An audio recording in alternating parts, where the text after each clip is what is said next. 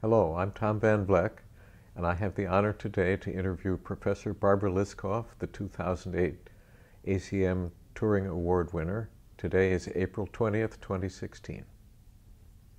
So, to start with, why don't you tell us a little bit about your upbringing, where you lived, and how you got into the business?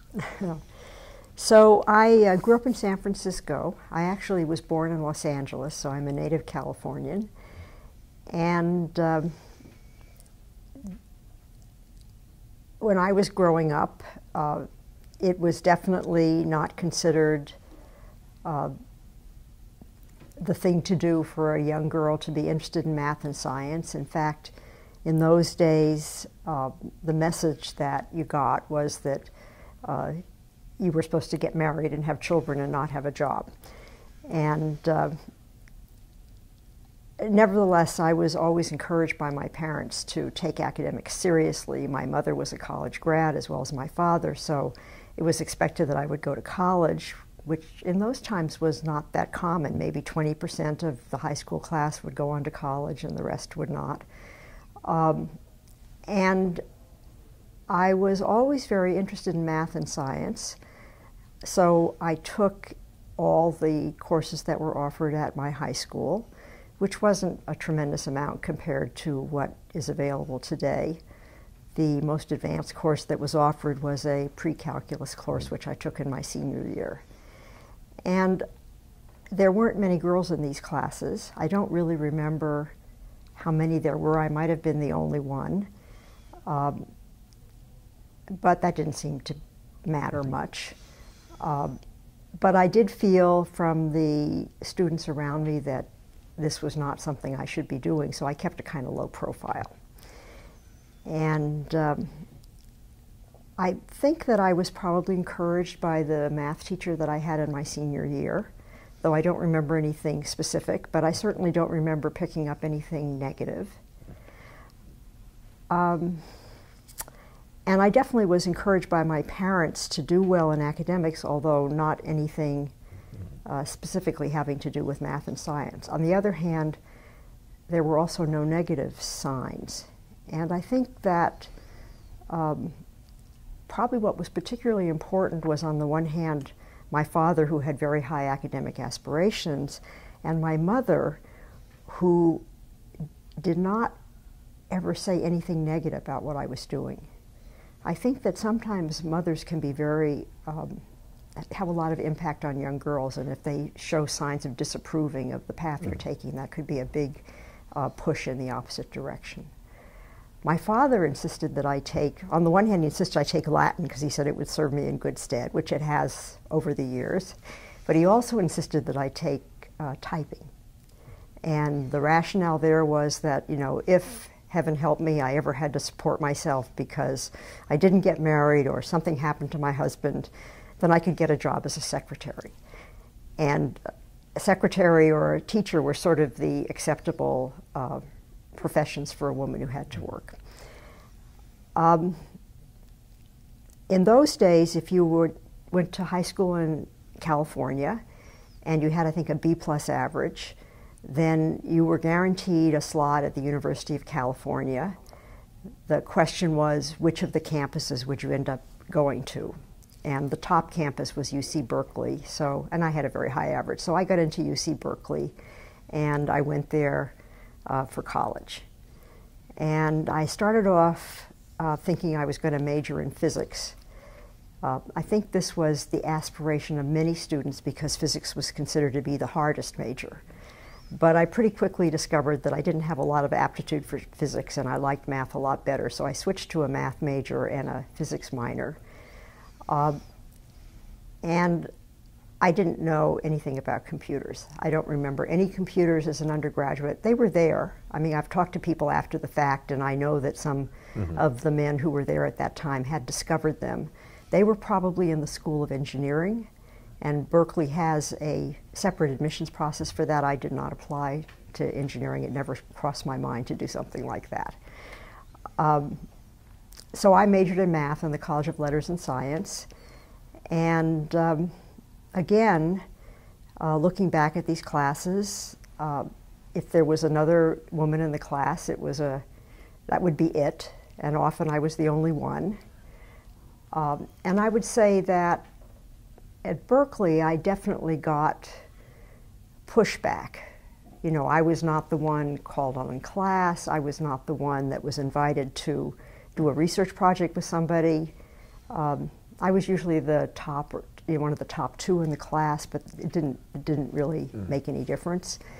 On the other hand, I never encountered anything overt, or if I did, I didn't notice it, because I have a tendency to not pay too much attention to negative signals, which I think has stood me in very good stead. So I majored in math, I minored in physics, and when I finished Berkeley, I thought about going to graduate school, and I actually applied to UC Berkeley, and I applied to Princeton. I got into Berkeley. From Princeton, I received a postcard saying that they didn't admit women to their graduate program. This is 1961, so it was before the Ivy League men's schools had meshed with the women's schools, and women were not allowed into these schools. But I was very surprised. I had no idea this. I knew about the undergraduates, but I had no idea this was affecting the graduate school. But at any rate, I decided that I wasn't ready to go on to graduate school because I didn't feel like I was ready to work that intensely on my studies. And so I decided instead to take a break. And I wasn't really thinking of it as a break. I was just thinking I wasn't ready to go to school. I wasn't thinking, well, in a couple of years I'll go to school. I just thought this wasn't what I wanted to do right now. And so my father came from the Boston area. Actually, he grew up in Portland, Maine, and then went to Harvard, and his family moved to Boston. So I had relatives in the Boston area, and I thought it'd be nice to go to Boston for a while and see what it's like. And I had a friend from high school who'd gone to Stanford who was interested in doing this too. She was a biology major, so we decided to go to Boston together. And so we went to Boston. This is the summer of 1961, and I didn't have a job lined up. I decided I would just go, and then I'd look around to see what I could find. So I got to Boston probably in August, and sent out resumes to various places, and I wasn't able to get an interesting job as a mathematician, but I was offered a job as a programmer at the MITRE Corporation, and so I took that. That was my first intimation that there was such a thing as computers. And at that time, since there were no computer science programs and nobody coming out of college who knew anything, or they were very rare, they would take anybody that they thought might have an aptitude for programming. And so I got a job at MITRE, and on my first day at work, they handed me a Fortran manual, and they gave me a problem. They said, write a program to do something. I forget what the something was. And so, there I was, and I discovered that I really enjoyed this. I'm totally self-taught, as far as programming is concerned. I had to do this by myself. Nobody was training me. If I had a question, I could go ask somebody, but basically I was doing it all on my own, and I discovered I really liked it. I was really good at it.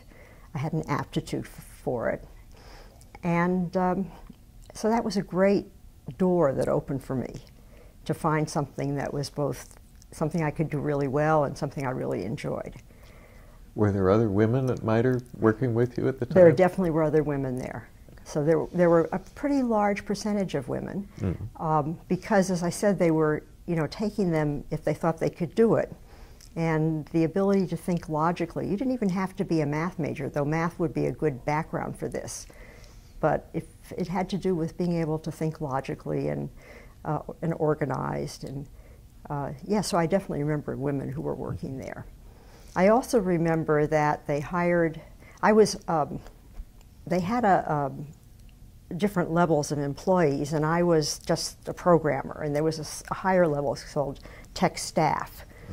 And when while I was there, they hired a man and a woman both had master's degrees, and the woman was hired as a programmer and the man was hired as a tech staff. And I, noticed this. I thought, that doesn't really look quite right to me. Although, in retrospect, the man had a degree from MIT and the woman had it from someplace else, so there could have been a rationale. But, that was how things were in those days. And in fact, to get that job, I had to tell them that I was looking for permanent career employment. So there was a sort of a way you had to approach these jobs, because they were worried about women coming and then leaving, and they would have lost their money or something. Anyway, I worked at MITRE for a year, and I was living in Cambridge, and I saw an ad for a position at Harvard working on the language translation project, and I thought it would just be nice not to have to commute. So I applied for that job. I got that job at a pretty good raise in salary. I knew nothing about how you might negotiate for a higher salary by getting a competing offer. MITRE offered to counter that. They offered to give me a tech staff position, but of course it wasn't why I was doing it. I just thought it might be fun to do something different for a year. So I went to work at Harvard on the language translation project. And that was a that was a good move, it turned out, because that was a huge program written in assembler. It was probably 7094. I think in both places it was 7094. But that gave me an opportunity to really understand how the machine worked. And it also taught me a lot, since I was maintaining a very large program, it taught me a lot about program structure. It was a pretty good program as these programs go, but fairly well modularized, although I knew nothing about modularity in those days. But it was non-reentrant code. So when you would call a procedure, they might modify an instruction in the procedure they were calling so that when it got to the end, it would go back to the caller without having to have a stack where you branch through something. And of course, that was a very error-prone way of doing things. So that was a good lesson for me to see that. So this was led by Tony Ottinger, is that Tony right? Ottinger, and Susumu Kuno was a postdoc. Yes, but I was just a programmer, so I wasn't doing research. I was just, they'd find an error in the program, they'd just say, track this down and fix it. That was my job. And so but it was good training, because I think that I worry about our current students who may not ever really understand how machines work. Although, of course, machines are a lot more complicated now than they were then, since in those days, they weren't doing speculative execution, they didn't have multiple processors, all that stuff you have to worry about today. But nevertheless, understanding when you're using a higher level language what the compiler is producing under the covers is really very helpful to understanding what's going on. So I worked at that job, and partway through the year I decided to apply to graduate school because it just seemed like it was time. And I was learning a tremendous amount, but as I said, I was pretty much self-taught. And I thought, well, I probably could learn a lot more if I went to graduate school. I'd learn faster. And so I applied to graduate school. I applied to Harvard and Stanford. It never occurred to me to apply to MIT. And I went to Stanford because I wanted to get back to the Bay Area. So I'd been in Boston for a couple of years, and my family was in San Francisco. So in 1963, I went to Stanford. And they didn't have a computer science major then. They had a program, and it was sort of between, I guess, math and EE. It was some sort of joint thing. And I went there without any financial support. I didn't even know there was financial support. I wasn't really worried about it anyway because I'd been saving all my money, so I had a lot of money saved. But my recollection is that on the day I arrived, I walked up the steps I met John McCarthy. I walked up the steps with him and I asked him whether he could support me, and he said yes. It's highly unlikely that this is what actually happened, so I always think this is an example of how memory is not all that reliable. I think they probably expected me to be an AI in retrospect because I had been doing this work on the language translation project, even though I knew nothing about AI at the time. So probably they already thought I was going to be working with McCarthy. That's my guess now.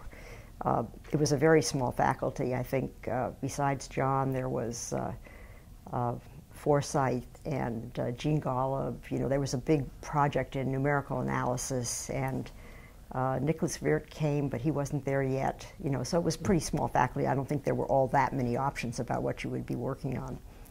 And there weren't many of us in my class either. I think 5 maybe. Mm-hmm. I'm not sure. Raj Reddy was in my class. So, so I moved back to Stanford in the fall of 1963 and started working with John and taking classes. And it was a good thing to do. I was What glad kind of classes were they? Whatever they offered. So I took a lot of classes with Dana Scott. Mm-hmm. He was at Stanford at the time, and he was teaching classes in logic. I remember a class in compilers. And I remember in that class that we had to write some kind of little compiler-like thing. I don't really remember what it was, but we used to take over the machine at night. It was a B5500, I think. And that way we could get fast turnaround because it was still the days of batch processing. And if you couldn't get hold of the machine, then you would have to submit your program and wait a day or so before you could get your results. Clearly, interactive programming is a big improvement over batch processing, but one advantage of batch processing is that you have to think through your experiment very carefully before you submit it, otherwise you're just wasting a whole day of time. Another advantage of batch processing is that you have to learn how to multiplex your time, because you can't just sit there waiting. And I think both of those were actually very valuable skills that served me in good stead as time went by. I don't know what else I took. There was certainly no course in operating systems. I refused to take the course in numerical analysis because I really didn't like that stuff. So it's, you know, I don't know. I took whatever, you know, what people were taking, whatever it was they offered. I remember Jerry Feldman showed up, maybe my 3rd year. Probably Nicholas Wirt was teaching the compiler course. That might have been my 2nd year. You know, it's hard to remember. And meanwhile, I was working with John, and I was reading whatever papers were available and so forth. And I figured out probably in my 2nd year that I would really rather be in systems. I think I liked that compiler course, and I liked that way of thinking. And but I decided to stick at AI and try to get my PhD sort of out of the way as expeditiously as possible. And I was very interested in what was, you know, then machine learning. I was really interested in trying to make machines do planning and stuff like that. But it was a very hard problem, and as you know, that's an area of AI that's changed hugely since those days. Then it was this idea that the program would think like a person, and you would try to mimic the way people thought about things. And in fact, that was kind of what was going on in my PhD thesis, the program to play chess endgames. There I was thinking about what were the strategies I would use as a person playing that game, and then I built those strategies into my program. But it was limited what you could accomplish with that way of thinking about machine learning, and now that we switched to the modern techniques, they seem to make a lot more progress. Anyway, I did my PhD. I'm working with John McCarthy, and when I was in my final year, I started looking around for a job, but I didn't really think that, I didn't know, nobody gave me any guidance. John was not a person who would have done that anyway, and I didn't really understand any sort of application process. So I didn't apply to any schools. I sort of waited for people to come to me, which in a way was what was going on with Raj Reddy and so forth, you know, because it was the old boys network in full play at that time. And so what I had offers to do, I must have applied to somewhere because I don't think these just came out of the blue, but I had an offer at Hayward State That was because Harry Husky, who was running the department there, knew me. I had an offer at SRI. That was because, I can't remember his name right now, but the person running SRI Labs knew me. And then I had an offer from MITRE, where they knew me, right? And I knew that the job at Hayward State would be a very bad idea because it was a heavy teaching load with very little research, and that didn't seem like a good idea. And I wanted to move back to the Boston area. I actually came and applied to MIT. And I think they would have offered me a job as a tech staff, probably, not a research associate. I'm not sure exactly. And I decided that probably wasn't a good idea. So I decided to go to MITRE. And that was a good idea because I was also changing fields from AI to systems. And I didn't know too much about systems. I think I'd had that one course in compilers, plus my background in computer architecture, such as it was. And you know, so I had a lot to learn. And so this is now the fall of 1968. I moved to the Boston area. By then I had met my husband. We weren't married yet, but that seemed like a good thing to continue with. And so I moved back to the Boston area and took the job at MITRE. And I started at MITRE in September of 1968. And the first project they handed me was a microprogramming project. So in those days, microprogramming was considered to be an interesting research direction. The idea was that they would provide you with a read-only memory and a very simple, small instruction set, and then you could implement a more grandiose instruction set using the read-only memory and this very small instruction set. And so I did this, and I had read the paper on the THE operating system, and I was very intrigued with the notion of semaphores, and I was interested in parallel computing, and so I decided to put the project in that direction. I mean, why do a project like that if you're just going to implement a standard instruction set? So I sort of moved it in that direction, and I actually had a chance to meet Dijkstra. He came to MITRE. Maybe it was the spring of '69, I'm not really sure. And I met with him and we talked about semaphores, and I decided to implement them in the hardware. You know, so I had put into the hardware, using the microprogram, sort of a basis for parallel programming. It was a single processor, but this was a way of time sharing. And when that part of the project was finished, then the next part of the project was to use it for something. And so what I built was a little multi-programming system on top of this hardware, taking advantage of the what semaphores gave me and some of the other stuff that I've really forgotten about how you control the interrupt system and stuff like that. So this was the Interdata 3? This was Interdata 3, or maybe it was the 4. I think it was it Interdata 3 or 4? I've forgotten. Mm. I mean, I could look in my, you know, but anyway, it was a... The paper said 3. Yeah. And so I probably finished the first part of that thing in the first year. And then in the second part of the project, which maybe started in the fall of 1969, by then I had, and I was working with one other person. I was working with somebody named Bob Curtis, who was a tech staff at MITRE. Actually, I don't remember that Bob was involved. I'm not sure exactly when we started working together. And anyway, he was definitely involved in the early work on the Venus operating system. So the little computer I developed was called Venus, and then we developed the Venus operating system. And there I had also a couple of people working as programmers. And, you know, so we figured out, I did most of the design. And we figured out how to implement this thing. And it was an interesting little system. It's been a long time. I really haven't thought about it much since then, but it got me into operating systems, and I learned about sort of what was going on, the kinds of abstractions that were being used in operating systems. Semaphores turned out to be handy, and that gets us that was probably the second year at MITRE, '69 maybe into the fall of 1970.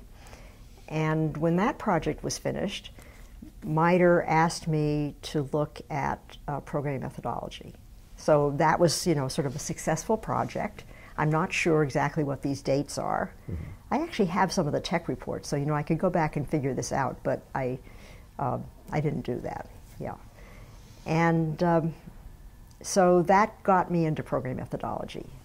MITRE, as you know, works for the government, and the government puts out requests for proposals, and I wasn't in a position yet where I was the person who would be answering those proposals. I was somebody that they were using as a person they could, put in charge of a project once they'd brought it in.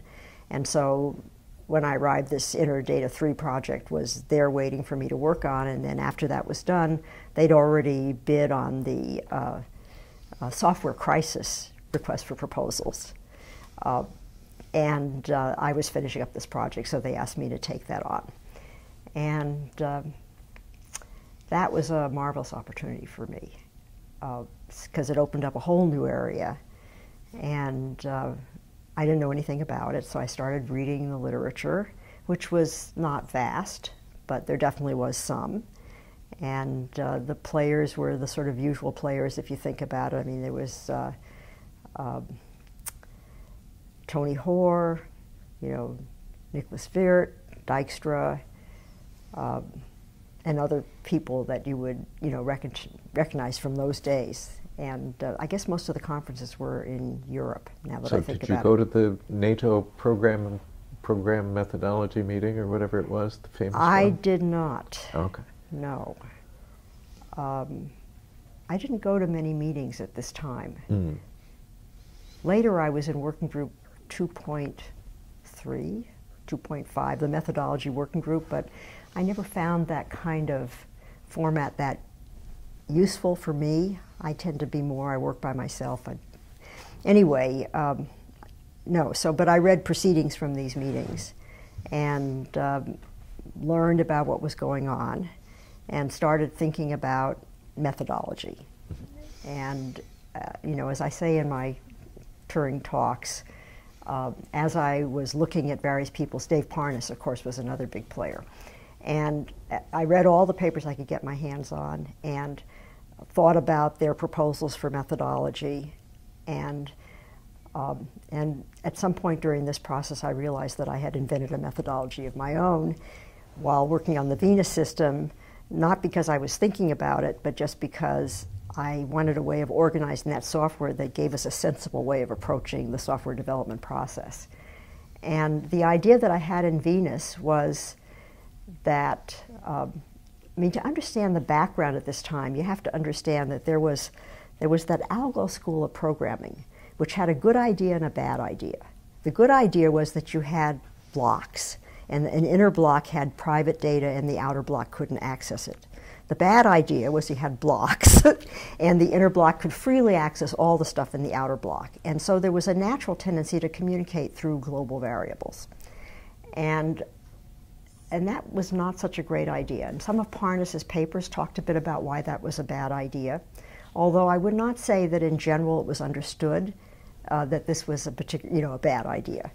But at any rate, somehow I understood this wasn't a great idea. And I think it has to do with if you have lots of people working on different pieces of the system, and they all can freely communicate through this set of global variables, you can have a big mess on your hands.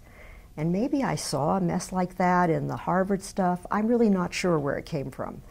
But I decided that we were not going to have shared global variables in developing the Venus system. Instead, we were just going to break up the global variable space into what I called partitions, and each partition would be in the charge of a particular program module, and that module would be the only place you could access that data. And since other parts of the program had to use it, that module would provide procedures that that other part of the program could call. And that's the methodology we used, and it worked out extremely well. Another thing that was going on in Venus, which I usually don't talk about in my Turing talk, is that we were also thinking of the question of how do you organize a parallel program like an operating system, and how in particular how do you control the devices, the shared resources, and how do you communicate among the threads that are doing the concurrent processing.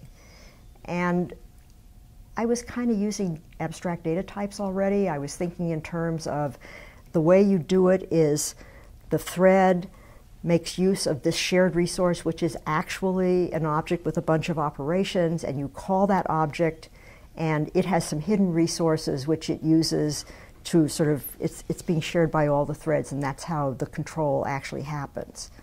Although I didn't pull that out in the first paper I wrote on program methodology, and I wasn't even really thinking about it until the SOSP History Day, where I gave a talk about the history of program structure and operating systems, and I looked at the THE system again, I looked at the Venus system, and then there was that Schroeder and Nelson and Burrell, I think, the paper about the two ways of organizing a parallel program, one where you have queues and one where you send messages. And I was looking at some of those methodology papers, and I realized that Venus was actually one of the ones in the mix there, and that there were two structures, the one of the shared resource where threads just call operations and everything is taken care of under the covers, and this other structure which is you provide it's a sort of a CSP-like structure where you have your thread and it's got a bunch of methods that are being called remotely. It's a different model of computation. So Venus had both those things. It was on the shared resource, you just call its operations. It kind of follows naturally from this idea of partitions and just calling operations. Okay, so I was thinking about methodology, and I realized that I had a methodology, so I wrote a paper on it, and that went into the Fall Joint, I think it was, in I think it was probably published in 71 or 72. But meanwhile, I also had written a paper on Venus. So, and I submitted that to SOSP. It was the third one, maybe. And it was accepted. And by the way, that was the first writing experience I ever had where I had somebody reading my paper and giving me criticism about it, because John didn't do that. I'd never had that experience. I never had an advisor as a graduate student who was working with me telling me, oh, this doesn't make sense, reorganize that, and so forth. That was very useful. That was my boss, Judy Clapp, who was she'd been a tech staff at MITRE even earlier than me, has very interesting stories to tell, and she was serving that role, and it was very valuable. Anyway, so the paper on Venus was accepted. SOSP, as you know, is the top systems conference. It was, even in those days, even though it was only the third one, because it was the only act in town. And Jerry Saltzer was I was one of the prize papers, so they've always had this tradition of the top few papers they are award papers, and they used to go into the communications, now they go into talks. So Jerry was the chair of my session, and Corby was there, Professor Corbateau, and I'm not sure who else was there from MIT, probably other people from the Multics group. And I was, after my talk and so forth, I was invited to apply to MIT. And so I think I talked to Jerry, and he encouraged me to apply, so I did. And I also applied to Berkeley. And I could have probably gone to Berkeley, but my husband was not willing to move. We were married by then, and he worked for Raytheon, and it didn't look like it was easy for him, certainly not in the Berkeley area. He might have been able to do something down the peninsula.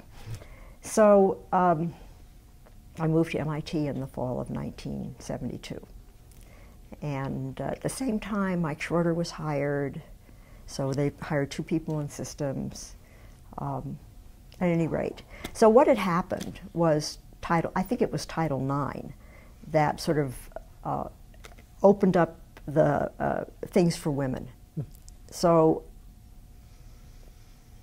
my understanding of what happened was the landscape had changed. All of a sudden, there was more pressure on universities to hire women. I don't think all universities were paying much attention to this, but MIT was paying attention. And I think it was coming from Jerry Wiesner, who was the president of MIT, because I think this kind of stuff has to come from the top.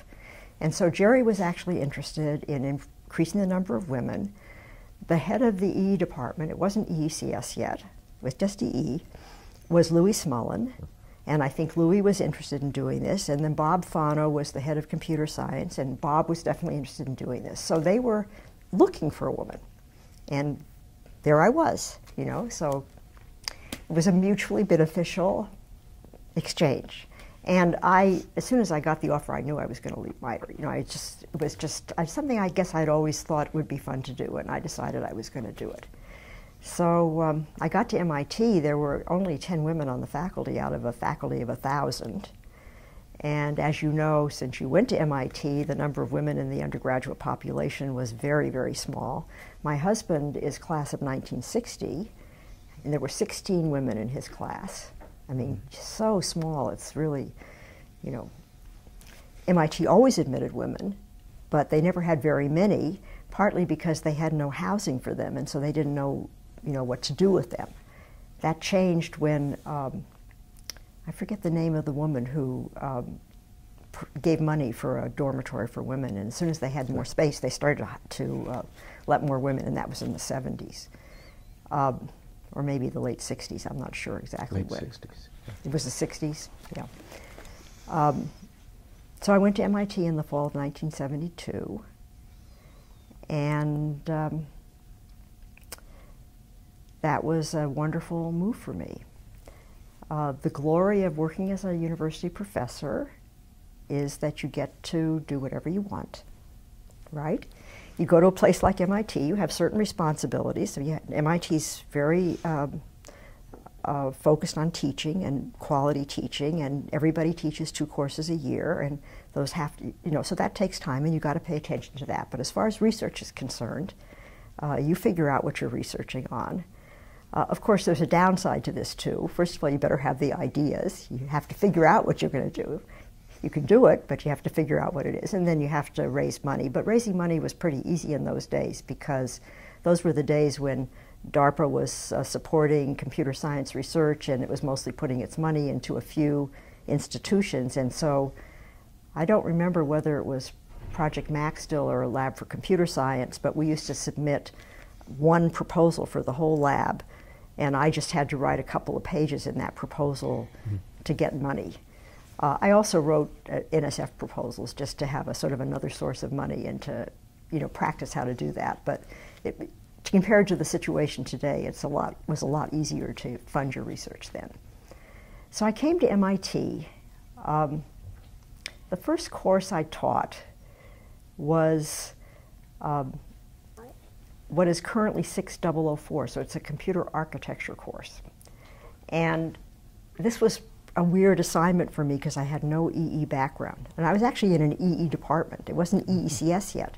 I don't remember when it became EECS, and you know, probably a few years later. And that was a bit of a scramble. I had a graduate student of Jack Dennis, who was also a TA for the class, and he helped me. You know, I was keeping sort of 1 week ahead of the students, learning stuff about circuits and so forth, which is really, I had no background in. And I definitely had students who were not happy to see me. I didn't feel that I got discrimination from the faculty, but I did feel that the students, there were a few students in the class that they'd try to trip me up. They, you know, try to ask me a question I couldn't answer. And of course I was in a kind of vulnerable position teaching a course in an area I didn't know. So that was a little bit of a baptism by fire, but you know, I learned how to, I was 1 week ahead of them, and I learned how to say, I'll talk about that at another time. And meanwhile, I started getting the research. Oh, the other problem was, I was in Project Mac or LCS, and they decided I was an AI person, and they put me on the AI floor. And I think they wanted me to work in AI. But meanwhile, I was working on program methodology. And Jack Dennis, in the spring of 1963, helped me move my office back down to the systems floor, which was a much more congenial place, and you know, that helped a lot. So Jack was very helpful. So meanwhile, in research, I'm sitting there thinking about program methodology. And I was really interested in programming methodology. I thought it was a very important field. And what I had noticed was that although the papers were very compelling when you read them, And they always had an example, and you would follow the example, and you'd say, oh yes, that's very convincing, this is the right way to do things. And I'm thinking specifically about Parnas's papers, because his were about how to structure programming. You know, if you think about the papers at the time, there were papers on here's how you design software. So Nicholas Wirth wrote about top-down programming, and Dijkstra had that wonderful letter to the communications of the ACM on go-to statement considered harmful. And really the gist of that program, if you think behind the scenes of that paper, it was really about Dijkstra's message, which was we should be reasoning about the correctness of code. The go-to was bad because it made it harder to do that reasoning. But the idea that programming is an intellectually difficult problem and that we should approach it in a kind of mathematical way, that was early days, and that was a pretty significant step forward to see that way of thinking about things. But Dave Parnas was writing about modularity, and he was saying, here's how we should think about modules. He actually said, programs are built of modules, but I don't know what they are. And you know, that was kind of the state of the art at the time. But he had the idea of specifications. He was saying, whatever they are, we better describe their connections completely. So he meant whatever their interface is, we better have a complete description.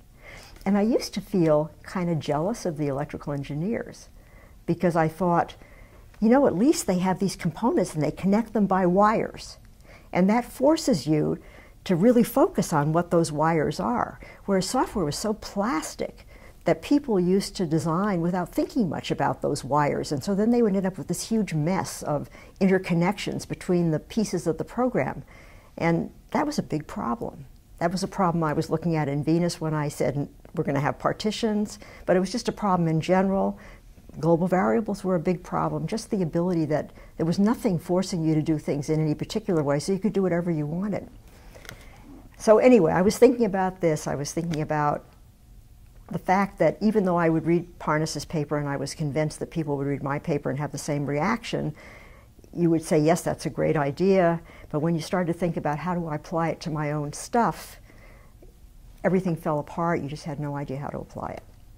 And so I was trying to think about what can we do to make things better. And at some point, and I really don't know when, but probably winter of 1963, 64, I mean 73. 72, 73, I got the idea of data abstraction. Mm-hmm. And it was, you know, this marvelous idea came out of nowhere, but once I got it, I could see that this was really going to work, because programmers already knew about abstract data types. I mean, even if they weren't thinking about them, because they knew when they used an array in their Fortran paper that this was not something the hardware that had, this was something that you used through a set of operations, and under the covers there was an implementation going on. And certainly you knew this in spades, and if you were using Lisp, which was what I wrote my thesis in, because there you used lists and it was clear there was an implementation underneath and that they were abstract.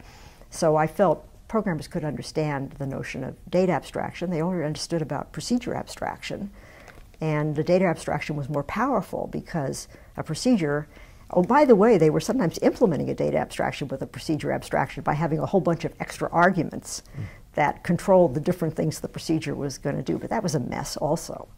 So I felt, you know, this was something that programmers would feel an affinity to and something they could understand. And I think another thing that was important about it was, so it was a bigger module. It fit an idea of modularity. You needed something bigger than a procedure in order to really make progress.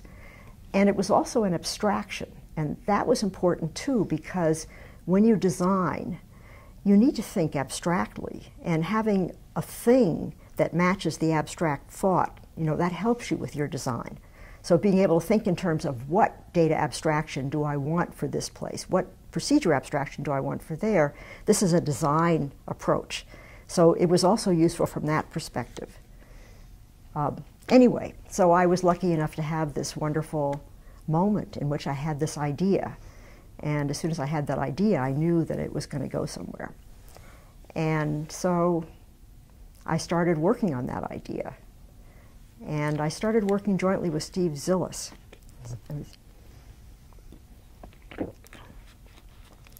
And this was definitely in the spring of 1973.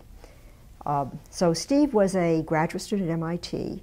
He's an employee of IBM. IBM was in the same Tech Square building that the lab was in. And he was older. He was in his early 30s. So he'd been working for IBM for a while, and then he went back to school. And he was only, I think, going to school part-time because he was still working for IBM. And he'd had some similar ideas. So Steve and I started to work together. I think Jack Dennis organized a little workshop in the spring of 1963, and maybe that's how I got connected to Steve. I think Tony Hoare was there, but I could be confused about this. I haven't tried to figure it out. But that was sort of, Jack was interested in these ideas, and he was encouraging me to work on them. So Steve and I started working on this, and having an idea and figuring out what this idea is all about are two different things. So it was just here's a direction to go in. And so we started trying to flesh it out, and we knew that we probably were going to work on programming languages as a result, because you need to express an idea like that in a programming language so that people have within their grasp the necessary linguistic features to make it all sort of hang together. And so we were interested in what would a programming language be like, how could you have type checking that would encompass this notion of data abstraction, and just the whole thing was a big mystery, but we started working on this. And of course we read papers, and now I was moving into programming languages, from a background where I knew Lisp and Fortran, and of course I'd done reading on other stuff. And Steve, coming from IBM, which was the big player in computing programming at the time, they had Fortran, they had PL1, they had COBOL, so we covered a wide range of programming languages between the two of us, and we read a bunch of papers. The one that I found the most, well, we read the paper on Simula 67. And that didn't quite have data abstraction in it, even though it was about classes and subclasses, and you could see how they could be data abstraction. It had no encapsulation, and which is a very critical component if you want modularity. And they were mostly interested in inheritance, which we thought was a red herring, so we ignored that. But Jim Morris had a wonderful paper on protection in programming languages, I think it was called, where he was talking about modularity and what are the rules that you have to follow in order to get the benefits of modularity. So the benefits of modularity are local reasoning, that's the most important, and Jim said, a module has some state inside it, and then a bunch of code. And the first rule is that the code on the outside of the module can't modify that state. And this is clearly essential, because if the code on the outside could modify that state, then I'd never be able to reason about the correctness of that module, because all the code in the program would be suspect. But then he said, but in addition you want modifiability, which means that if I don't like the way that module's implemented, I'd like to be able to replace it with another piece of code implemented in a different way. And so to get modifiability, the code on the outside shouldn't even look at the state. It should only interact with this through this abstract interface. Okay, so those are in fact the two key pieces of modularity, although in those days, and actually even today, another very important component about modularity is that it allows you, it's a management tool, because it allows you to break up your program into separate pieces. If they follow these rules, then people can work on these pieces independently. In those days, people didn't know what modules were, and there were papers being written that would say things like, a module must be no more than 1,000 lines of code. I mean, people really did not understand the notion of abstraction, the notion of encapsulation. They mostly only understood that they needed a way of controlling the program development process so that people could be working on separate things. Anyway, Jim laid out those two principles, and Tony Hoare at the same time was writing papers about he already had the notion of abstracting from a representation to an abstract data type, even though it they were existing types rather than So this idea was coming up in sort of very many different places. But Jim had no idea how to implement this. So, then after you say, well, these are the rules, the question is, well, can I enforce those? And in particular, can I build them into the programming language so that the compiler can ensure that you get encapsulation? And so that was what Steve and I were sort of struggling with. How would you implement this? How would you make it work? Jim had a proposal which was basically to use encryption. He talked about seal and unseal, and that would work. The idea is the module has a key, it encrypts an object when it comes out, it decrypts when it comes in. If somebody's been mucking around with it, you can tell. That certainly works, but it's not practical. And so we were looking for I don't want to do it that way, I want something efficient. And by the summer of 1973, we had figured out that it was possible to do this with a compiler by having a notion of a linguistic structure that implemented a data abstraction, and the compiler would just ensure the abstraction barrier, and the code on the outside would only be able to call the operations. It was nevertheless just a sketch. I mean, we didn't have a language, we just had a proposal for a language. And in that paper, we talked about some issues we didn't know how to handle, in particular, generics and polymorphism. Polymorphism, was neglected for years. I think it's relatively easy when you're just doing procedures to ignore the fact that I don't want to sort routine that works on an array of integers. I want to sort routine that works in general. But given the limited range of data types that existed at the time and so forth, you can kind of see why people weren't thinking about that.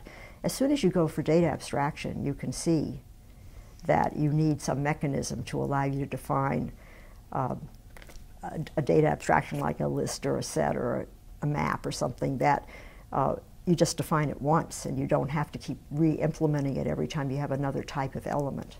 And clearly there was polymorphism in the implementation of the built-in types. So arrays could have floats or ints if you were working in Fortran. So, it was there. It just wasn't sort of pulled out as a mechanism that programmers could get their hands on. And we could see that was going to be an important component of it. So we wrote this paper on abstract data types, and it was a big hit. I mean, we submitted to the Conference on Very High-Level Languages, which I don't know when it stopped. It didn't exist for very many years. And it resonated with a lot of people. And we finished this paper in the summer of 1973.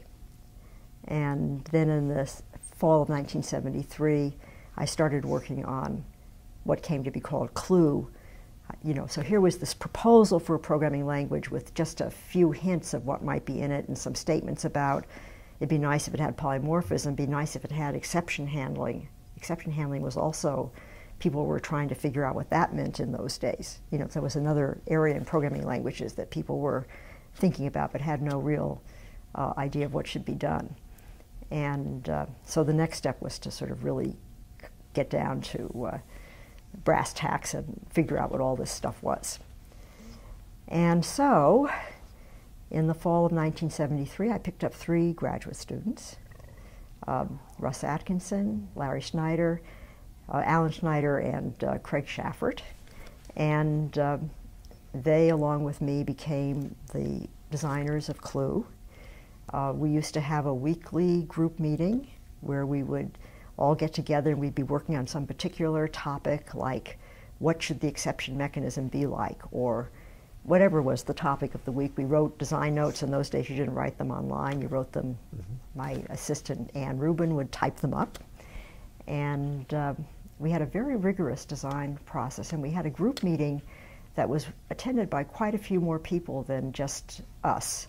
So Steve was coming, Jack Dennis used to come, other people, students of Jack's, so we had a pretty big group, and we would just, hammer out. Everything we looked at, we'd try to look at from all possible directions and figure out, of these 2 approaches, what's the benefits, what are the disadvantages. So we had a very rational design project and process, and that's how we got CLUE together. and the students implemented, and we implemented as we went. So we started off with a compiler written in a language called MUDL, MDL, which was a Lisp variant, and of a very small subset of CLUE. And then we bootstrapped, we used that to implement CLUE. And of course, CLUE itself was a big test case for the methodology because a compiler is a pretty big program. And so if you can build a compiler, especially when you're working in sequential programming, that's a good test case. So it was very useful for us to be implementing our own compiler since it was forcing us to make sure that the linguistic mechanisms we were providing were powerful enough for the compiler. So we're implementing CLUE, we're designing CLUE. We figured out, we call these things clusters. I think the word cluster was even used in that paper with Steve. We couldn't think of a good name. Eventually we just used CLUE, CLU, the first 3 letters of cluster. I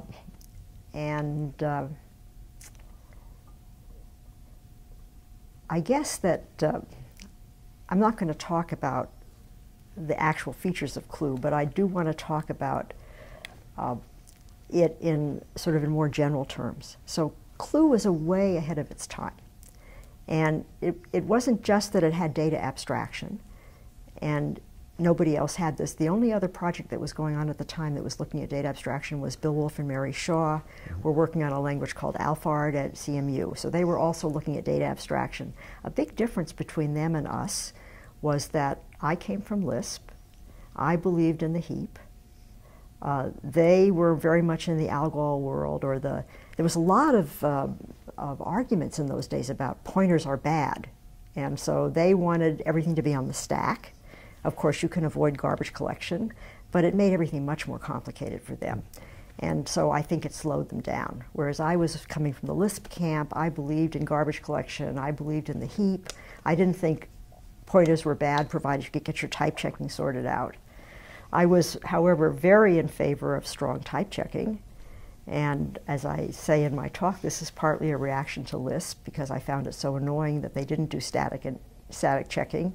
And you can save an awful lot of time in the program development process if you have a good compiler doing static analysis. Lisp had another thing that influenced me a lot, which was separate compilation. And that was also a very important, right from day one. CLUE was always a separately compiled. In fact, our idea was you would put into the program library a description of the interface of a module first. And then you could compile code that used the module even though the module wasn't implemented yet. And if you wanted to, you could provide a sort of simple-minded simulation of the implementation as your first implementation if you wanted to go further. So we were carrying this notion of separate compilation to we were pushing it as far as we thought we could. So CLUE had data abstraction. We knew we needed polymorphism, and polymorphism was a challenge for us because of the fact that when you write a data type or a procedure that's parameterized by some arbitrary type T, sometimes not every arbitrary type is a legitimate parameter. So if you're talking about a sorted set of T, then you have to have some way of comparing the T elements. And not every type has an ordering on it. And we didn't know how to, and we wanted to capture this statically. We didn't want this to be some sort of dynamic thing where we discovered at runtime, oh, the operation we need is missing. We wanted to ensure at compile time that there was such an operation. And finally, we invented what we called where clauses, where we would simply list the set of operations with their signatures that the type was required to have. And then the compiler could check when it was compiling a use that the parameter type being provided had the operations that were required. Of course, we captured only syntax, not semantics. We said it has to have an operation name less than with 2 T's returning a Boolean. We didn't say it was an ordering relation. So that would have been part of its specification. You would have had to reason about this outside. But that's about as far as you can go with a compiler, because the compiler doesn't reason. It can do simple parts of the reasoning, but not the full reasoning. Interestingly, there's something called type classes in Haskell, and these are strongly related to where clauses. They are pulling out the requirements for a polymorphic module, saying here's a set of operations, here are their signatures, you know, and then you can put a specification with it. So, but CLUE had these in there as where clauses. So that was our solution for polymorphism. We had an exception handling mechanism. So we thought exceptions are very important because from a program methodology point of view, you would like the specifications of your operations to be complete if possible. Not partial, but complete, so covering the entire range of possible inputs. Since if you ever have anything but true as the precondition for your call, there's a potential source of errors there because somebody using your module forgets. Whereas if it's covering all the bases, then you can be certain that those errors are not possible.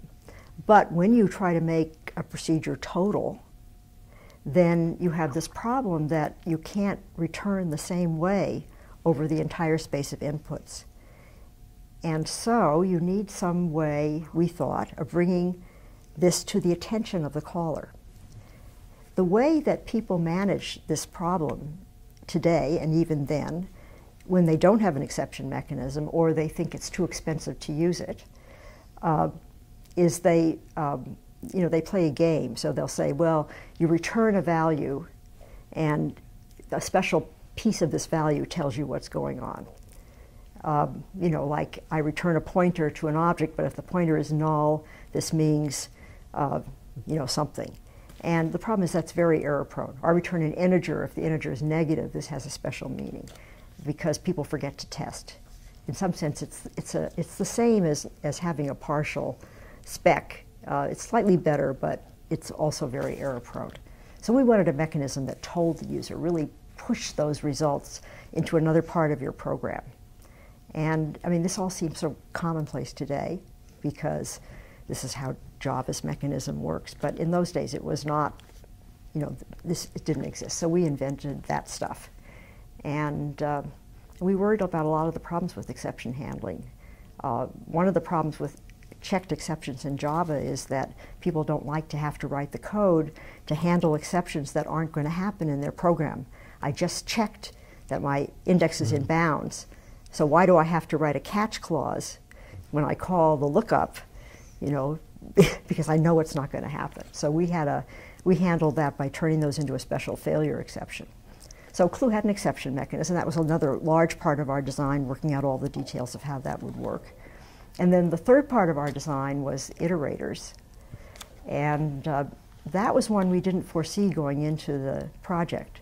The other two, I think they were in that original paper, but iterators was not something on my map. And but we had come to realize we needed an iteration mechanism because many data abstractions are collections, like sets and maps and stuff like that. And when you collect, it's usually because you want to do something with the collection, which is often iterating over it. And although you can figure out ways of doing iterations in the absence of a mechanism, it seemed more elegant to have a mechanism. And as I have told the story many times, we went to Carnegie Mellon, we visited with Bill Wolf and Mary Shaw and their group. They told us about something called generators, which actually was coming out of AI ideas. And so we listened to this, and generators were kind of like what iterators are in Java today. They were objects with a bunch of operations to get the iteration started and so forth. And so we could see this was a nice solution, but we thought it was kind of inelegant and overkill. And so on the plane going back to Boston, my student Russ Atkinson invented iterators. And iterators are tailored for use with a for loop. You call the iterator to start the loop. Every time it's got a new value to provide you, it uses a special return instruction called yield. We then run the loop body. At the end of the loop body, we return back into the iterator exactly where it yielded, so it just continues in its control flow. When it has nothing more to yield, it returns, and that terminates the loop. It's a limited form of coroutine because you don't have the ability to sort of keep them running, multiple of them or so forth. For example, you can't run over 2 trees and check for the same fringe using iterators. They have to be nested. But we decided, and this is kind of the 90% rule for program language design, most of the time this somewhat limited use of iterators was what you wanted. And so rather than have a more complicated mechanism that got you further but wasn't as convenient to use in the normal case, we would go for the simpler mechanism. And it was nice too because it had a very efficient implementation where we simply passed the loop body as a sort of hidden routine to the iterator, which called every time it yielded. So very straightforward. So that was CLUE. And by 1978, we had a compiler that was working well. We had a language. We had a reference manual. We had users. It was being used at over 200 sites at one point. It was being used for building big software. I should say that it was important to design a language for several reasons. One was people have to write programs in the language for you to understand whether you have the right mechanisms in place. So our users, if they didn't like something, they would complain. And we would think about whether our mechanisms were powerful enough. Another is performance matters. So you need to think about how expensive is it. And for example, our exception mechanism was it only cost about twice as much to signal an exception as it did to do a normal return. If exception mechanisms are expensive, which is unfortunately the way things are in modern languages, people don't want to use them. Even though they might be wrong. I mean, it may be that the exception case doesn't happen very often, and so if you look at the overall performance of the program, the cost of the exception doesn't matter very much, maybe. But we felt it was important to have an efficient exception mechanism so that that barrier to use would not exist. And then you want, a mathematical definition. You want a real mathematical object that people can understand the meaning of. And so that was another reason why it was important to do programming languages. And then we wanted a language because people think in terms of, programmers think in terms of programming languages. So seeing those features, just sets the stage for figuring out what to do. And by the way, once the features exist, now you can start to simulate them in other languages, and people will still see it's a data abstraction. So for many years, 6001, our introductory course that Jerry Sussman developed, they were teaching data abstraction, but they were using basically a record of pointers to the methods of the data type. And after data abstraction exists, you can kind of see that's the way to go. So that's fine. So that's really the story of CLUE. And it got to be 1977 or 1978, and CLUE was pretty much finished. And I started to think about what to do next. And at that time, I had already started teaching 6170. Which is what? 6170 for many years was the second programming course in our curriculum. And I was actually developed this course by Corby and other people in the department who thought we needed such a course. So our students would start with 6001, which was taught in Lisp, or Scheme actually. And they learned how to build little programs. And the idea in 6170 was, okay, now how do you build big programs? And so I developed this course. It was all based on, it was about programming methodology, how do you do design, how do you use data abstraction, how do you do modular design. So it was really in line with my interests, and I taught it for about, let me think, 77, probably 20, 25 years, something like that. And I, to this day, still get people telling me how important it was for them, what an impact it had on their career, because it really did teach the students how to think about modular design and how to organize a big project. And we still teach it. It's just morphed into another course, which it was too much work for the students. This is an MIT problem in general. Courses are too much work for the students.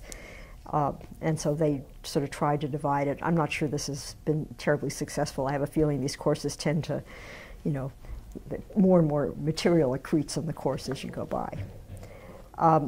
Anyway, so I was thinking about what to do next. And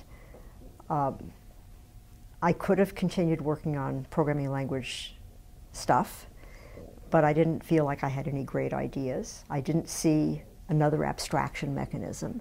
I didn't see a way where I would be able to make a big impact. I mean, CLUE, this work had made a huge impact, so I'm sort of looking for impact like that. And iterators were really important too. But, parallel computing, I didn't have any great ideas about what to do about that. So I thought, well, no. And I also thought about commercialization, but I decided that, in these days, maybe you can commercialize by putting stuff out on the web, and people will start to pick it up, and maybe there'll be users who contribute to the implementation and so forth. I think it's still an awful lot of work. I think the people who put it out there end up spending most of their time, focused on that. So it's not really research, it's much more development. So that didn't seem like a very good direction to go in. And so I was looking around thinking about what to do, and I started to think about the ARPANET. And I really don't know, I don't remember what it was that caused me to see this problem lurking in the ARPANET. It wasn't a problem that I invented. Bob Kahn had been writing papers about the ARPANET. So in those days, people did email, people did FTP, people did remote login. That was kind of what you did on the internet. And I was using email already. I mean, people have told me email didn't exist so early, but it existed in the 70s because I was using it. And, but there was a dream of writing distributed programs where they would have components running on different computers, they would communicate by sending messages, and nobody knew how to do that. So I thought, this is a great problem. And so I jumped into distributed computing.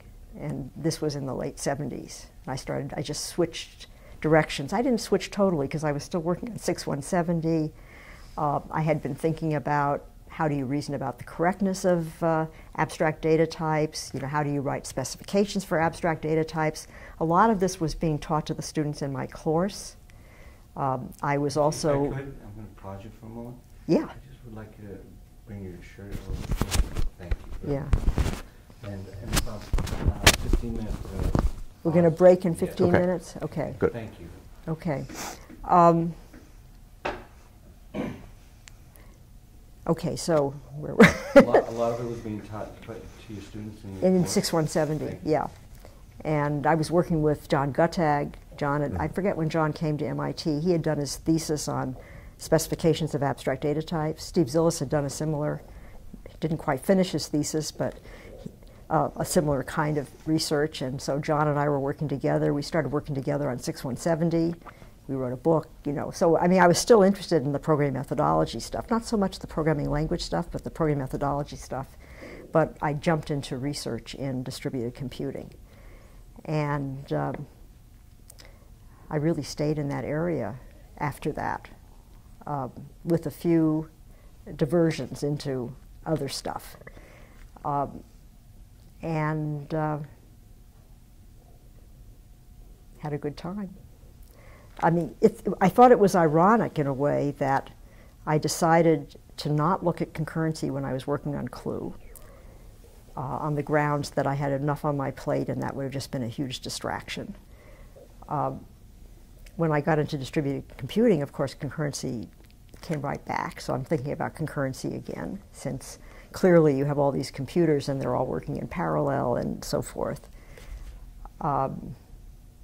In a way, distributed computing is a great place to think in terms of abstract data types because you want to have different objects running on different machines. They're going to communicate. One of the things I was thinking about in the early days of the first project, which was the Argus project, to develop a language to implement these distributed programs, was what is the communication mechanism? And I ended up strongly on the side of remote procedure call. That I have, on my remote machine, I have an object. It provides operations. And over here, I call those operations. And then under the covers, stuff is passing. Argus was a one-language system, so we would have been able to, if you're running on one machine and you have one language, you can do a much more efficient remote procedure call than you can do if you worry about heterogeneous machines, different programming languages, and so forth. anyway, I started working in distributed computing, and that was a long haul, so the 80s and the 90s. I had some great students. I'm not sure what to talk about there. It's well, let's see. Who influenced you? Were you? How about Lamson? Was he his stuff at Xerox, or? Well, so I was definitely at this point going to operating system conferences. Certainly another course I taught at MIT was 6033, the systems course. I taught that many times. And so, Multics and various operating systems, all that stuff. I wouldn't say, it's hard to answer. I wouldn't say that Butler's work particularly influenced me. There was a group in the 70s of DARPA contractors who got together a couple times a year to talk about programming languages and program methodology. So Butler was in that group. Bill Wolf and Mary Shaw were in that group. I was in that group. Jim Horning, the Euclid developers. So there, I used to go to that meeting every 6 months or so. And there was a lot of exchange of ideas. And you look at a language like Euclid and you can see data abstraction, specifications, all that stuff was going on. But when I moved into, the thing that influenced me was transactions. Right. Yeah, that's well, right. And that, is coming from Jim Gray, from System R, from the database community. Right, and then Lamson and Sturgis with the stable storage. But that was really much more a 6033 topic than it was an Argus topic. So Argus really what we did in Argus was we brought transactions into the programming language. And we were interested in the point that when you make one of these remote procedure calls, you can't be sure you're going to get an answer because you're talking to a different machine and there could be a reason why communication isn't working. And you will never know what that reason is because you might just not have been waiting long enough for the answer to come back, or it might really be down. Right? This is the beauty and the horribleness of distributed computing. I think it's kind of neat myself that you just have to get in this mindset where the lack of an answer tells you nothing, right? And the problem is here I am on the calling side and I don't want to wait forever. So what do? Well, what we thought you did was you're running a little sub-action and you abort it. And that means even if it happened over there, it hasn't really happened, and so you don't have to worry about it. You could try an alternative technique and so forth. So that was a big piece of originality in Argus. We ran the whole thing as transactions. So we had objects that were instances of data types. They ran on individual machines, and then we ran computations as transactions, and every time we made a remote call, we ran it as a sub-action. So that was sort of the position of Argus. I don't think it was necessarily a good idea, because it was complicated and expensive. And I'm not sure I would do things the same way were I to do it today. I would probably use a much simpler model of computation. One thing that's interesting, a piece of history about Argus, though, is that X Windows came out of Argus.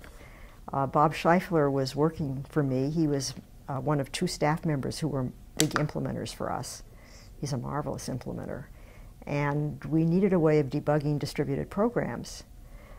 You're running, and he came up with X Windows because what was nice was you could have a window over here watching that, we call them guardians, these objects, and another one over here watching this guardian. And so it gave you a very nice debugging environment. Then Jerry Salzer had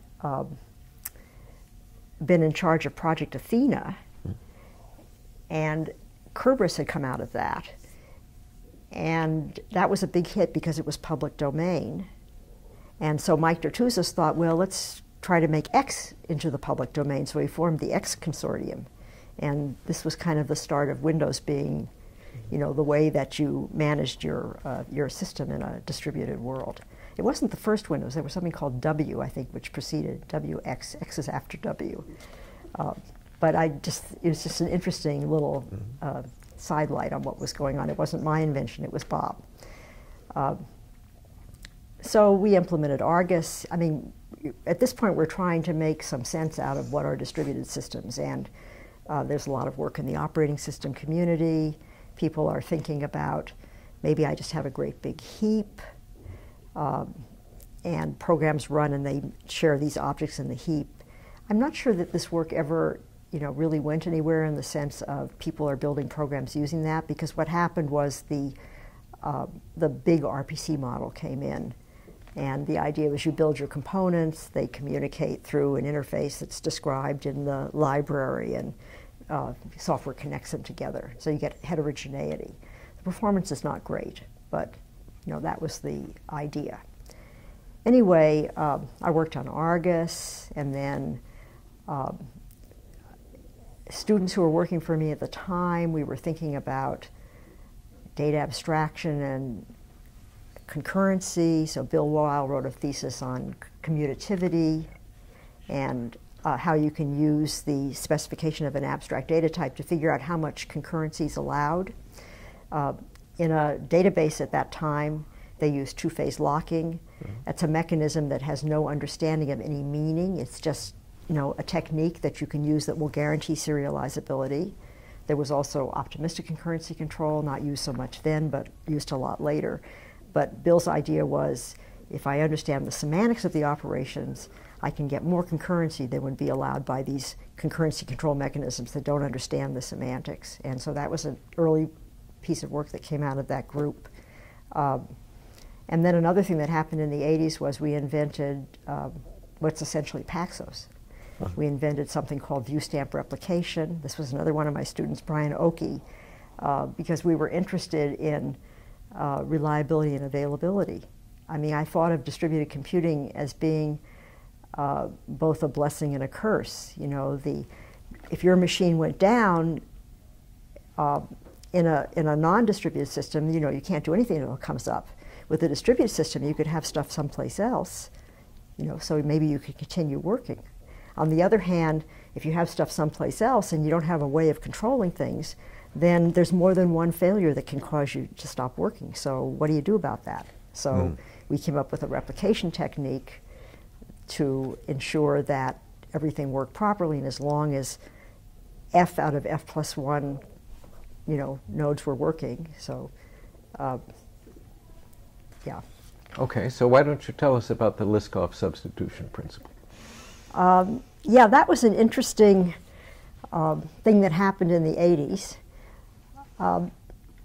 At the same time that I was developing CLUE, and Bill and Mary were working on Alphard, Alan Kay and Adele Goldberg were working on Smalltalk, and on the West Coast.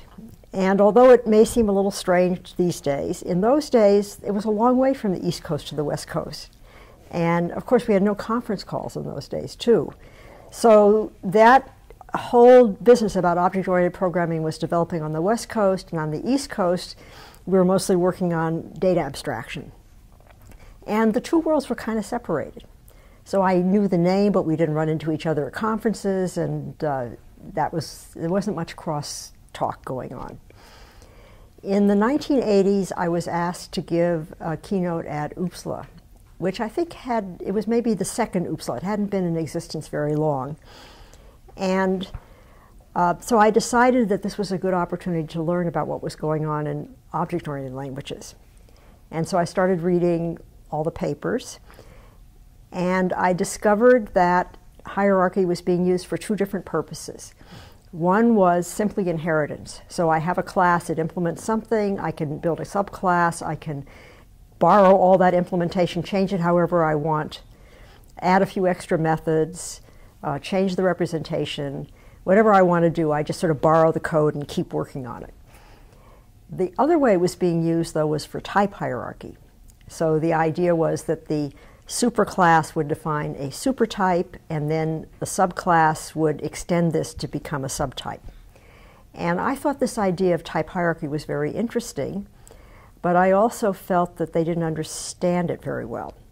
And I remember reading papers in which it was clear they were very confused about it, because one in particular that I remember said that a stack and a queue were both subtypes of one another. And this is clearly not true, because if you wrote a program that expected a stack and you got a queue instead, you would be very surprised by its behavior. The difference between LIFO and FIFO is a big deal.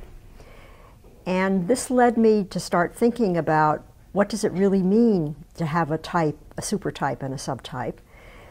And I came up with a rule, an informal rule, which I presented in my keynote at Uppsala, which simply said that a subtype should behave like a supertype as far as you can tell by using the supertype methods.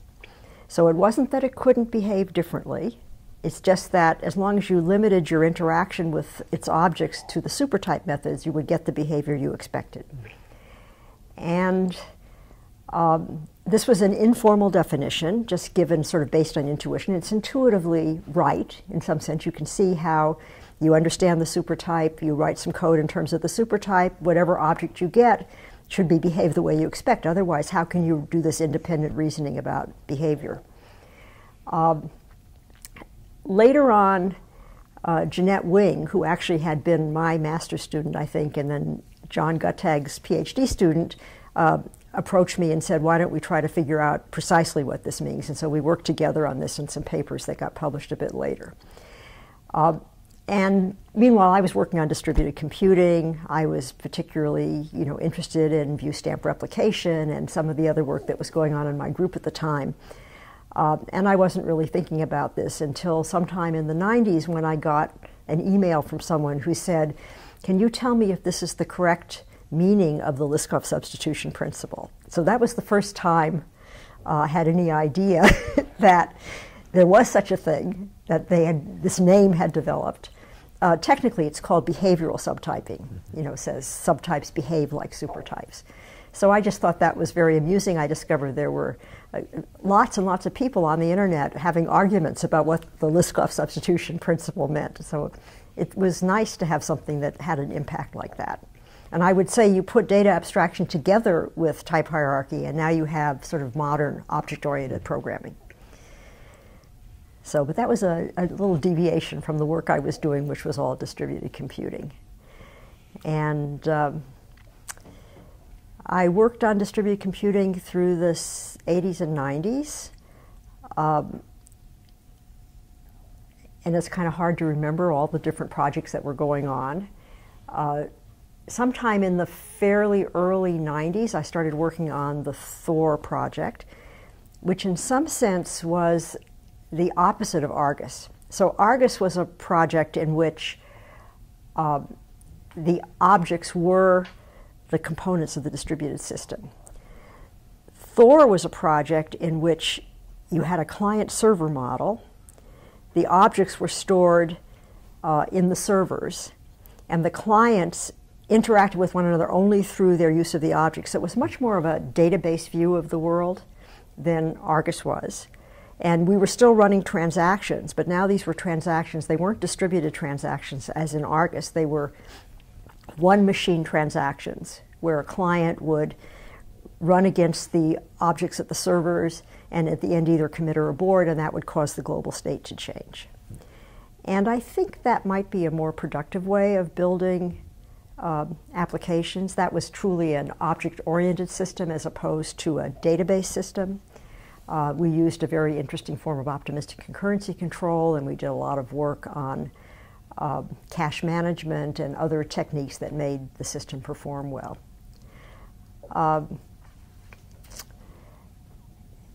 As you know, performance is greatly overrated in the minds of computer scientists.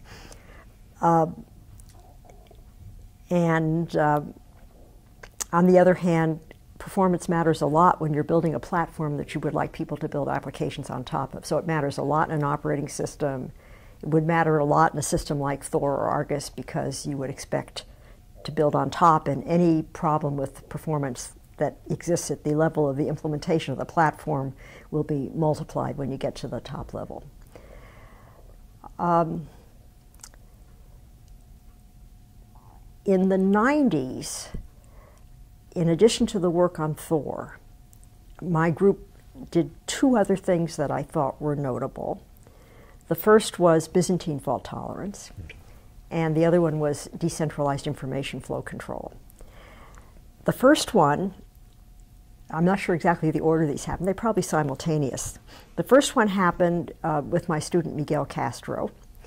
And what happened was I saw a request for proposal from DARPA talking about malicious intruders on the internet and what can we do to counteract their impact. And I gave this to Miguel. I said, think about this, see if you can think of something interesting we might propose to do. And he came up, he thought, well, maybe we should look at this question of replication in the presence of Byzantine attacks. And this ultimately turned into that work on Byzantine fault tolerance. It wasn't that people hadn't worked on it before, but they had been mostly theoreticians, and so they weren't thinking about a practical technique, one that would have a low cost, or as low cost as you could manage, and that would really be able to be used in practice. So we should say what Byzantine means. Oh, so Byzantine means arbitrary failures. The work I did in the 80s on view stamp replication, otherwise known as Paxos, assumed benign failures, where a computer was either running or it wasn't. You know, a message either arrived or it didn't. It wasn't garbled in some way. So the computer either failed by crashing or it was running correctly. You know, the message arrived intact or it didn't come at all. Or maybe it arrived and it wasn't intact, but you recognized it right away and you could throw it away. With Byzantine failures, the computer keeps running.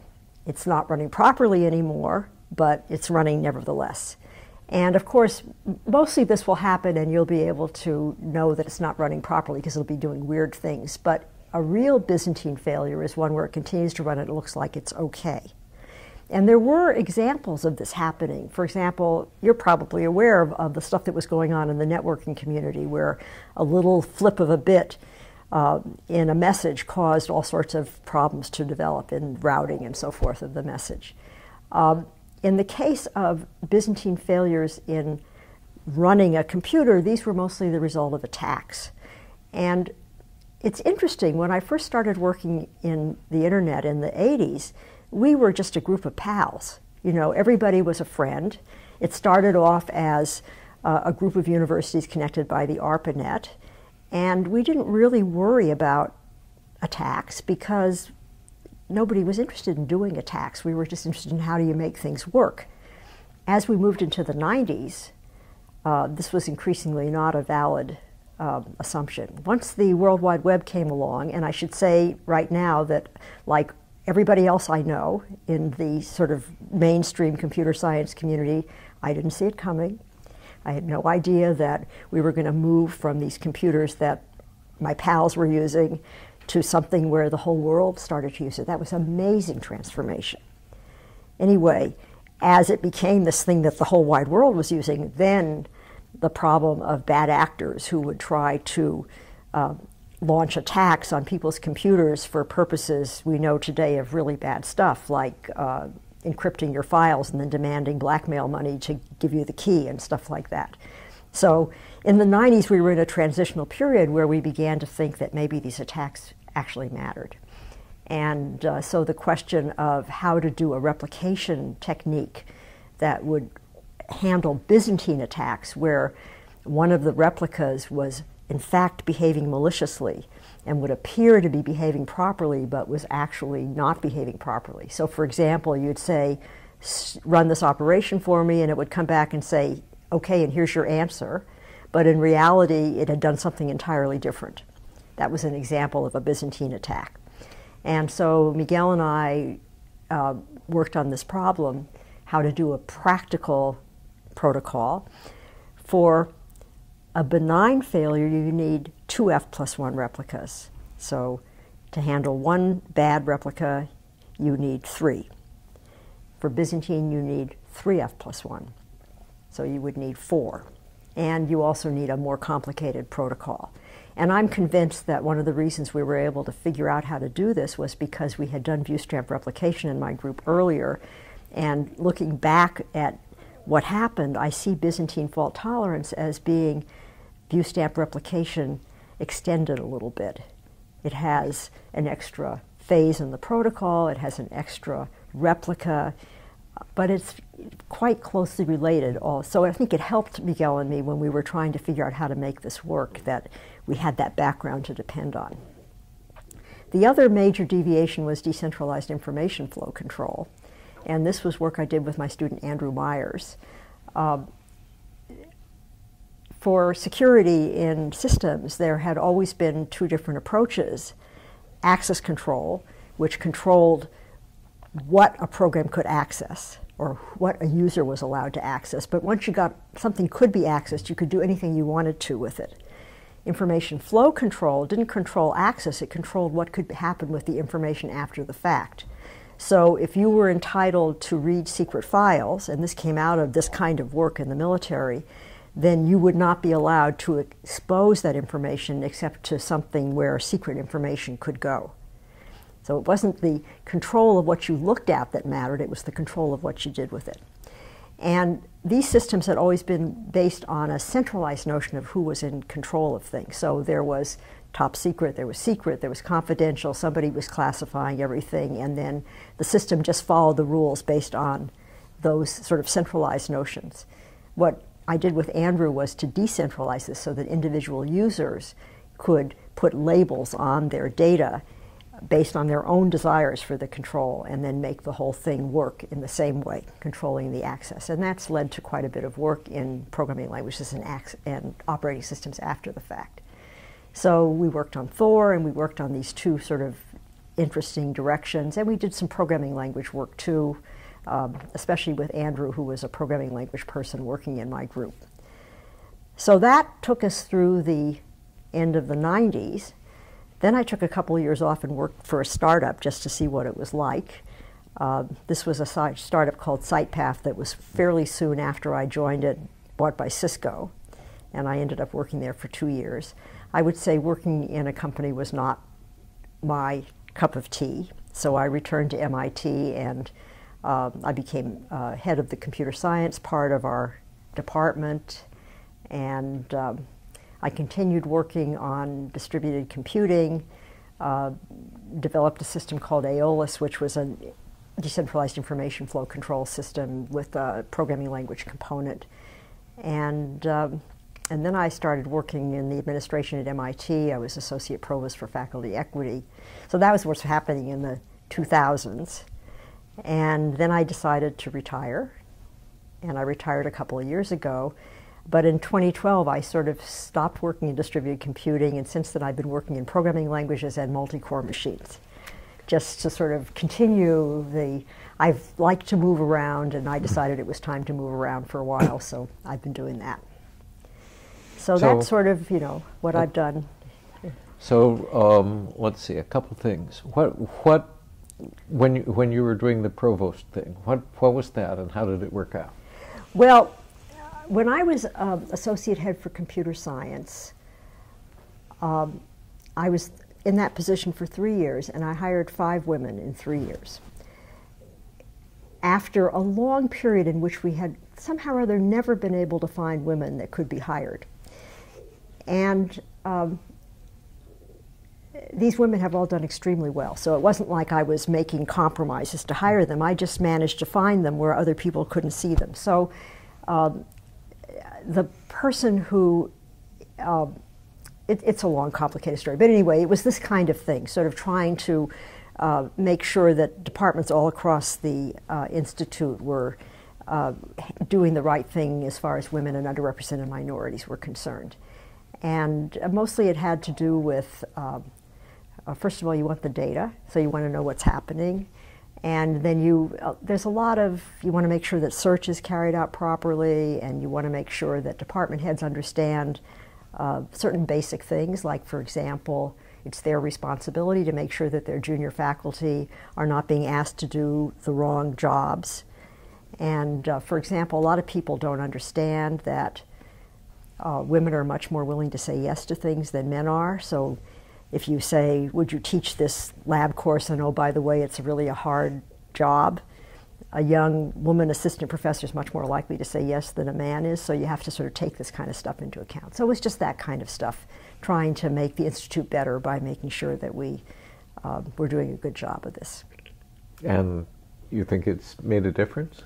I think that it helped when I was in the position. I think this is the kind of thing that you have to pay attention to. It has to come from the top, and if you stop paying attention to it, I think things will slide.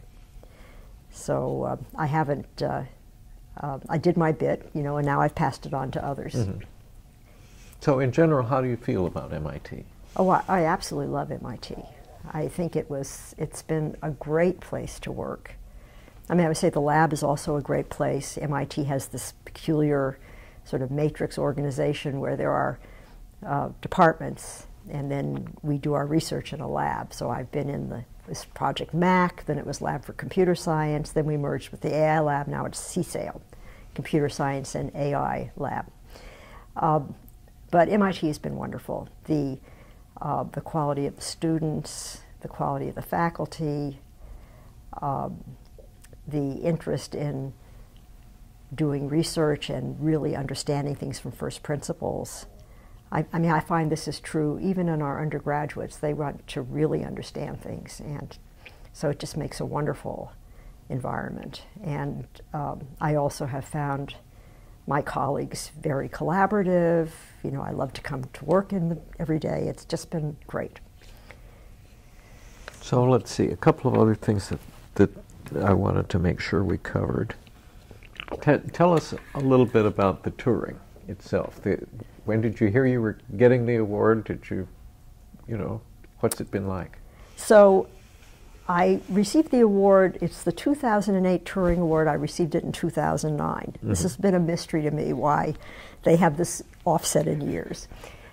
It's something historical. I learned about it because I got a phone call from Brian Randall. He was the head of the Turing Committee that year, and I knew him from the old times. He was another one of the people doing work in program methodology in the days when I was in that field. And so that was a huge surprise. He says to me, I picked up the phone, "This is Brian Randall, I haven't seen him in years." He said, "You better sit down." So, you know, that was great. And it's wonderful to receive the Turing Award because it's such a validation of what you did. And what was interesting for me was that because of the way I have moved around, I had stopped working in data abstraction, programming languages, methodology. I've been just working in distributed computing, and I wasn't even thinking about that stuff. And so I got the award, and it caused me to go back and think about what things were like in the old days. The first surprise was that I discovered my students didn't really know there was a life before data abstraction. And so that was, and they actually didn't even know some of these old papers. I was pretty surprised by that. And so I went back, I reread all those old papers. It was very interesting to look back, and these are extremely good papers too. It's really a part of our history that should not be forgotten. As I like to tell people, when I got the award, there's a lot of buzz on the internet. And my husband was online every day looking at what the stuff was. And of course, not everything you see out there is nice. In fact, many things are not so nice, you know. So there's nice things, there's not so nice things. But anyway, one thing he found out there one day was a quote that was roughly, "What did she get the award for? Everybody knows this anyway." And I just thought that was the most amazing compliment, yes, though I don't think it was intended that way. But, you know, to realize that these early ideas, not just mine, but of course all the work that had gone on in those early years to understand data abstraction and specifications and programming languages and so forth, to understand that they had moved so into the mainstream that everybody knew them, and they were the basis of how you wrote programs. I mean, that was just a remarkable thing to understand. Do you want to say a little about Java, which certainly shows a lot of tool marks from your...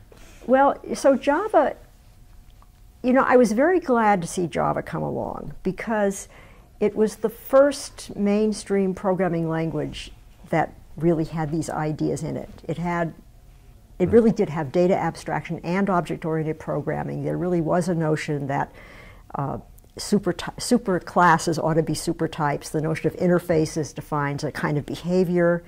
They enforced the Liskov substitution principle in the sense that a subtype, a subclass, has to provide the methods with the right signatures that the superclass has.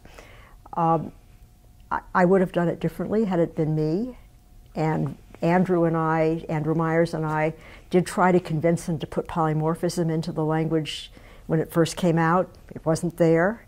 Of course, when you design a language like this, you have to decide what's important to concentrate on, what you're going to leave for later. So it's not that this is necessarily the wrong thing. It's just not what I would have done. I think that it sort of opened the doors for this to become, in a way, the reason it is mainstream is because it's there now in the languages that people use on a day-to-day basis. Right. So, and it's moved into C++, C++'s kind of form. I wish people would enforce encapsulation better. I think they do a better job in C#. Sometimes you have to violate encapsulation, like when you're building a platform, like a debugging platform, but it's better if you could limit that to people who are entitled to do it rather than having it be something any old programmer can do. There was a lot of stuff, sort of wisdom in the old days that people maybe lost. So one thing we learned was that reading code mattered much more than writing code, because code is written once but read many times, first by the author, then by others. There was another one I was going to tell you about. Well, it'll come to me. Anyway, I feel like, some of these lessons from the past have been forgotten, and maybe it's just as well because it means we've made progress. Well, another thing that we should talk about to get on tape is the people that you've learned from and that have influenced you.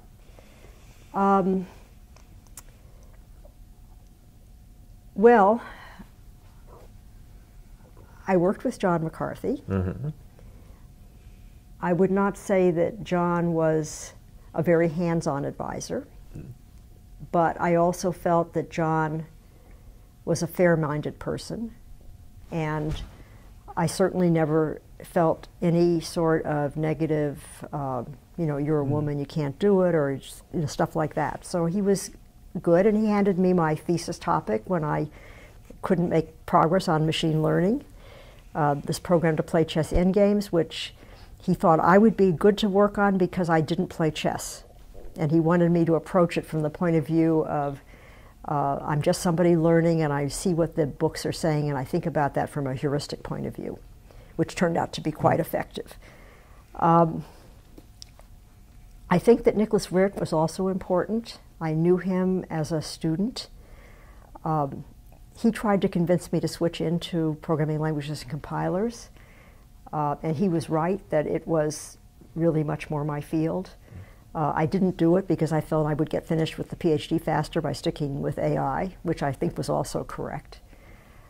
Of course, I've learned a lot from lots of people whose papers I've read and whom I've talked to, technically. I mean, Jerry Saltzer, all those years I was teaching 6033, which was his course, our systems course, and his way of thinking about systems. Corby, another one, Bob Fano, another one. Bob Fano is a wonderful person. He's the one who hired me. He told me that I was an engineer. I hadn't actually realized that. And he was so right. I think I didn't know what an engineer was. And then Jack Dennis was a big help. Jack was the one who got me off of the AI floor down onto the systems floor, and in general was just encouraging and helpful, especially in those early years when I was finding my way. So I would say that's, those are the people that I think back on and I feel were helpful. And let's see. Oh yeah. So how has this experience been for your family? Well, I do have a family. Mm-hmm. So I did get married. So you can have a career in a family. Mm-hmm. That is a message I always try to convey to young women. I have a son. I have a granddaughter. I had my son before I was tenured. I felt that I'll figure out a way to make this work. I think that, in fact, is a very good way to run your life rather than to think through all the things that might go wrong and worry about it in advance. You just figure you'll make it work somehow. I don't know, my son's a computer scientist, though he's more on the theoretical side than I am. He's a professor, right? No, he's not. No? He was at William and Mary for a while, but now he works for MITRE. Okay. And he does security research. Cool. Yeah, great. And my husband has been very supportive and helpful. I don't think I could do it without, you need a helpful spouse. So I think it's, I don't know how it's been for my family, but I do, have a family, and we have, it's all worked out okay. Well, let's see. You've won a lot of other awards. Yeah, I won the von Neumann Medal from the IEEE actually a few years before I got the Turing, and I've also got some honorary. I think there's a sort of a tendency once you get one award, sort of more come along. Yeah, you've got a honorary degree from ETH, right? I do. Yes, that was the first honorary degree I got. So ETH, as you know, is a very one of the top schools in Europe, and a good science and technology school. So, yeah, and and the other thing about the Turing Award is that you get called on to do a lot of travel. So I did, in the couple of 2 or 3 years afterwards, I traveled and traveled and traveled all over the world, and it still happens, though not as much as it did. So that's been a lot of fun. And my husband has come along with me, so we've been able to experience that together. So where are notable places that you went? China, India. I was thinking, we've been to the Far East several times. Of course, we've been to Europe in many places. The only place I haven't been that I would really like to go is Africa. And, but yeah, it just seemed like there was a time there when there was so much travel. And I think that is partly, when you get the Turing Award, you expect that this is going to happen, and it's really, you need to do that travel. It's sort of part of what's involved. Yeah. Well, are there other things that we didn't cover that we should have? Seems to me we've done a pretty good job of covering things. Thank you very much for your time. It's been a great pleasure. And thank you for your time. It's been fun. Thanks.